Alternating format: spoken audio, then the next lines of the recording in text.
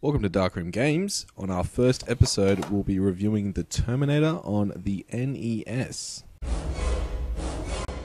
My first memories of this game began at the video store.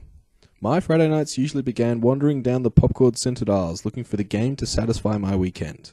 After drifting aimlessly for some time, I found myself in front of a familiar face. The Terminator? Now, I had seen the movie, so naturally this was pretty exciting. Now I could play as the Terminator. Clearly, this was the game to take home. I bought some chips, I bought some drinks, and I rushed home to fire up the NES and check this out. Reviewing this game today, I'm not sure if it'll hold the same excitement. Nevertheless, I'm keen to give it a go.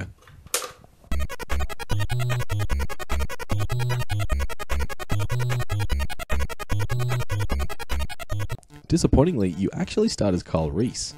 Nothing against Carl Reese, but the Terminator's on the cover. What the hell? Anyway, the game follows a pretty standard platform formula. Accurately time and space your jumps while shooting enemies and collecting items. Enemies predominantly being Terminators, and items being grenades, and health in the form of hearts. Now, at this point, I'd like to point out that you see the computer enemy make some pretty questionable decisions. And I'd like to think that it's just a one-off, but it seems to happen quite a lot. Anyway, suddenly you've hit the second level. You're in a four-wheel drive dodging bullets, and the music has become a lot more interesting. But to be honest, that's really just a warm-up compared to what's coming up next. One thing that does irk me about this game is the shooting. You have to come to a complete stop to fire off any shots whatsoever, and when you do, you can only shoot forward, up, or down.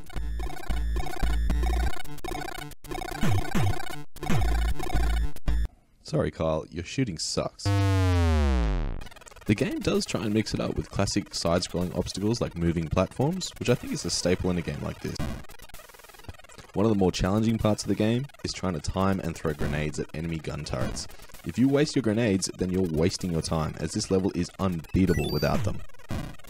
I can't help but wonder what Arnie would think of his lack of inclusion so far into this game. I mean, all we've had is Carl Reese and his subpar abilities with a no-show of the big man himself. Fuck you, asshole. Okay then, I guess I'll just keep playing. No problemo. Alright then, let's keep going. We finished the boss. Unfortunately, the privilege of gun ownership has been revoked, and you've been left to fend with your bare knuckles and a fairly ineffective kick.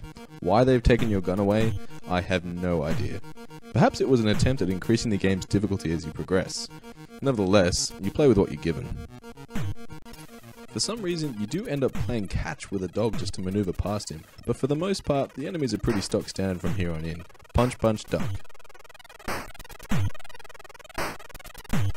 To the game's credit, the levels have a lot of variety, particularly this car chase when you've collected Sarah Connor and are escaping the Terminator along the highway.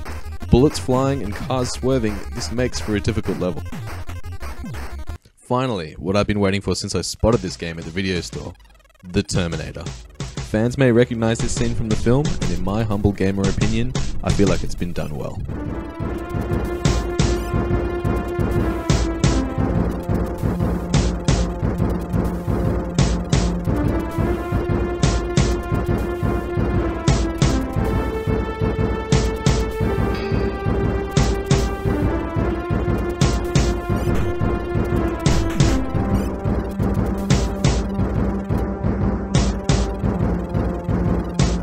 This is Chris for Darkroom Games. See you next time.